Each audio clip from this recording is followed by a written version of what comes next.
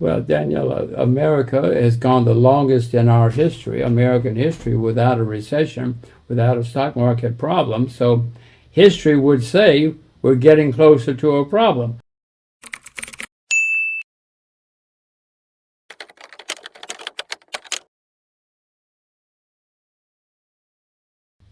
Hooray, I own them both, as you well know. If I were buying one today, I would buy more silver. Silver is down 40% from its all-time high or something. Gold is making all-time highs. So if I were buying one today, I would buy silver. I own both. I'm not selling either. And I may buy more silver. If I weren't talking to you, I might be buying some silver right now. Well, just because it's cheaper. To repeat, the all-time high in silver is $50 an ounce. It's selling at, what, 32 or something now, so it's down dramatically from its all-time high. Gold is making all-time highs. You know, I hope your parents taught you to buy low. Well, that usually means, traditionally in markets, when the retail people show up, whatever the market, that's when you start getting worried. And the fact that they're not jumping in right now says to me that maybe I better buy some more silver. I should hang up and go buy some more silver now. No, I own gold, but if I were buying one, I would buy silver today. And the fact that you just told me this is not spreading yet, this move in gold and silver and precious metals, says to me we should buy more. But today maybe you should buy. I'm going to buy some more silver.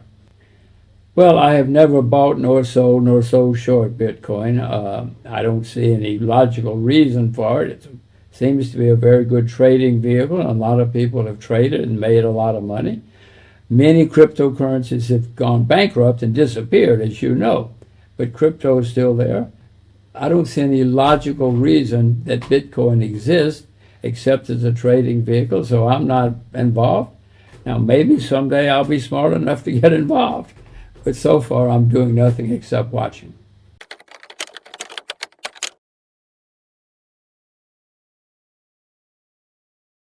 Well, Daniel, America has gone the longest in our history, American history, without a recession, without a stock market problem. So history would say we're getting closer to a problem. I have no idea when it's going to come. We'll watch you to find out when it's going to come. But history says, well, just America's never gone this long without a problem. So either we have solved our problems and Washington knows, don't worry, it'll never happen again, or we're getting very close. I am not selling short, and I'm not selling short yet because I don't see wild hysteria. Stocks are high, stocks are expensive, but I don't see wild hysteria yet, so I'm not selling short. I'm just watching. It's usually been that way. Very, very, very few people say to you, get out of stocks today because it's going to collapse next week. It rarely happens. There are some people who get it right, but throughout history, Daniela, very few people get it right.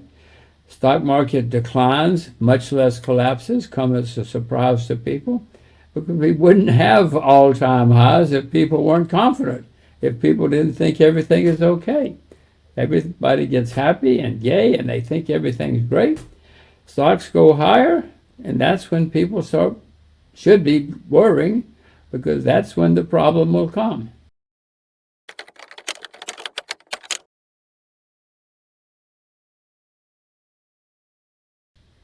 Well, I will tell you what I'm doing, but everybody has to make their own decisions. I own gold, I own silver. I don't own many shares anywhere in the world. I'm not selling short yet. I plan to sell short somewhere along the line because I know it's got to be a very bad bear market, the next one we have, because the debt is so high. You saw what happened in 2008. The debt is much higher now all over the world. So I would urge people to learn about being defensive. If that means having a lot of cash, that's fine. But even if you have cash, Daniel, you got to have the right cash.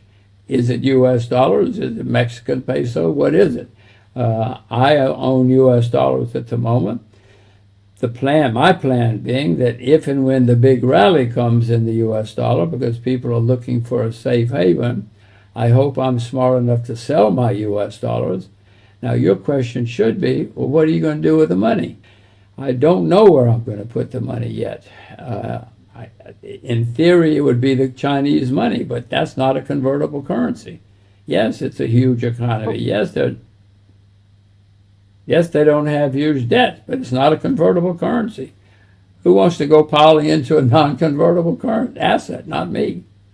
But it makes me say, okay, well, it's still time to buy more silver, maybe even buy more gold. And yes, I will buy more. But I don't think that I'm going to put my whole net worth in silver and gold, because then it's going to be a little complicated when I have to go buy some bread or something. No, I certainly own silver and gold, and I certainly will own more. But I don't see that yet as a replacement or a competitor to the U.S. dollar. I don't know what the new competitor is going to be. Maybe, I mean, the gold bulls say they're going to use gold again. It's going to be a gold standard. Maybe. I'm skeptical. There are many problems with the gold standard, have been anyway. But I don't know yet. Not anytime soon. And when you say confiscation, you mean in the U.S., I presume. I just think there would be too gigantic a scream and holler, and it would be difficult because everybody would hide their gold and silver under the bed. So I think it would be an extreme logistical nightmare and a political nightmare. You know, in the 30s, gold was money, and so it was easier to say something like that. But gold is not money now. So if they just confiscate your gold, they're essentially stealing from you. But then in the 30s, Roosevelt said, look, do we have to reform the financial system, the monetary system, and gold is the money? So we have to change that. There's no logical explanation now that I know of why they would confiscate your gold and silver.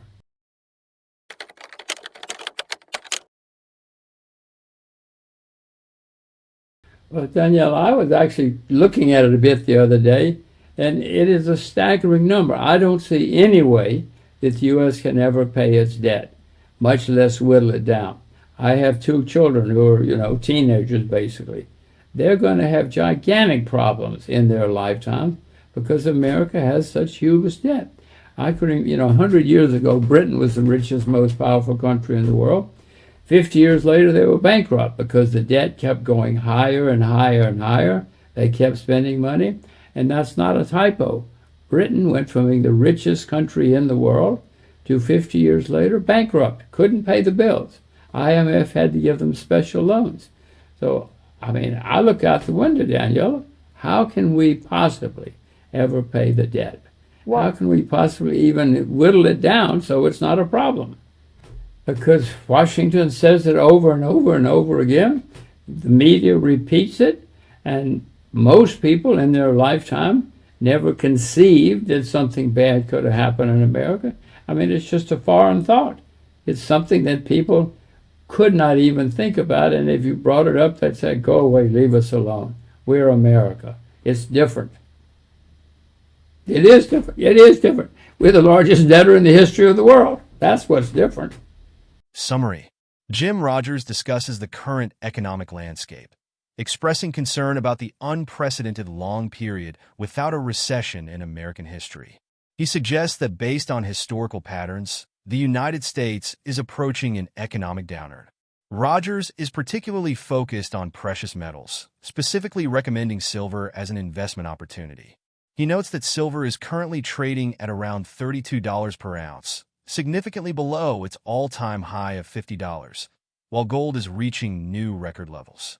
Regarding investment strategy, Rogers reveals that he owns both gold and silver, but is more inclined towards silver at the moment. He is cautious about the stock market, observing that stocks are expensive and people seem overly confident. Rogers is not yet selling short, but anticipates a severe bear market due to the extremely high global debt levels. He emphasizes the importance of being defensive and suggests holding cash, specifically mentioning his preference for U.S. dollars as a potential safe haven. Rogers expresses deep concern about the United States' mounting national debt, drawing a parallel to Britain's historical decline from being the world's richest country to becoming bankrupt. He worries about the long-term economic consequences for future generations, particularly his own children. Rogers believes the U.S. is unlikely to be able to repay or significantly reduce its debt, highlighting the country's status as the largest debtor in world history. Despite his pessimistic outlook, he remains cautious about completely abandoning traditional currencies and sees precious metals as a potential hedge rather than a complete replacement for monetary systems.